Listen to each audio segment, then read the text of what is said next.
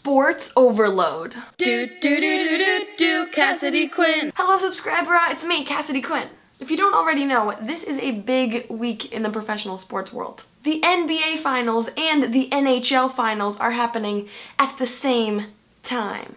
That's cray. And this has the potential to get a little overwhelming for some people because two sports in the same week, too many nights of things to watch on television, just too much is happening. So I want to help you guys out because I am always here for you during your sports life problems. So I've come up with 10 do's and don'ts for watching two sports finals at once. Don't say any specifics about the rules while you're watching the game. You don't want to be the person that yells that it's the third quarter of the hockey game and then realize that there's not quarters in the hockey game and people will look at you like you're an idiot. Because you are. I actually did tweet that it was the third quarter of the hockey game this week. Someone very quickly corrected me. I was just tired, okay, and confused from all the sports spectating. If you just keep it generic and don't mention any specific rules or guidelines to that sport in particular, you'll be fine.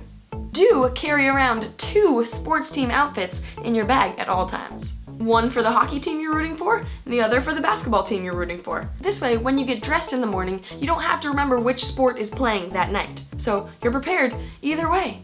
Don't root for any specific players.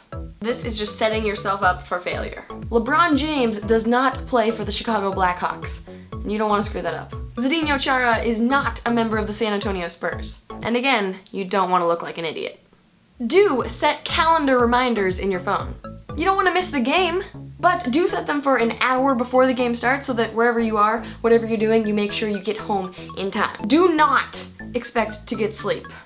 Have you heard of overtime? Have you heard of triple overtime? I'm so tired. Do thank the sports gods, or whoever schedules the TV airtime for sports games, for not scheduling these games on the same nights. I guess it seems like the obvious thing to do, but just think about it. If they scheduled these games on the same nights at the same times, life would f***ing suck. Don't pick a team to root for, because you'll likely just end up depressed at the end.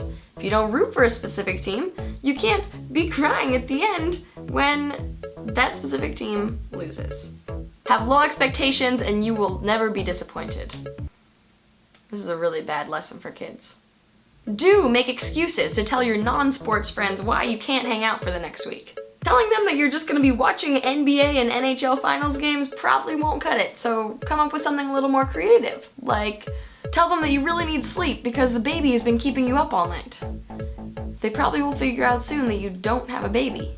Tell them you'll be up in the gym, working on your fitness. Tell them you've been really struggling for money lately, so if they need to find you, you'll be out on the streets, working your new job. Tell them you've started a league for pillow fighting and it starts this week. Tell them you've gone clinically insane, so you now have appointments with your therapist every night after work. Don't forget that after this week, life will go back to normal and you'll have more free time to do other things. Then you'll probably start crying because what else are you going to do with your life? There's no more basketball, there's no more hockey, and it's just so sad. And last but definitely not least, do consult your doctor if you're experiencing symptoms of sports overload. So there you have it, guys. There's your top 10 do's and don'ts for watching two sports finals at once. I hope you enjoy the NBA and NHL finals and that whoever you're rooting for does win. But if you're following my tips, you won't be rooting for anybody. So go no teams, or all of the teams. Yeah, sports. Yay, that was my cheer. I'm not a cheerleader. I never was. My high school actually didn't have cheerleaders. That's kind of sad. Am I not a real person? I also want to say a happy Father's Day to my amazing, wonderful, loving, supportive father, who without him I am 100% sure that I would not be as big of a sports fan, because since I literally can remember as a tiny baby, he was taking me to Sonics basketball games back when Seattle had an NBA team. So thank you, Dad, for all that you do for me. You are wonderful, and I hope Mom takes good care of you for Father's Day because I am 3,000 miles away. But I'll see you soon. Bye!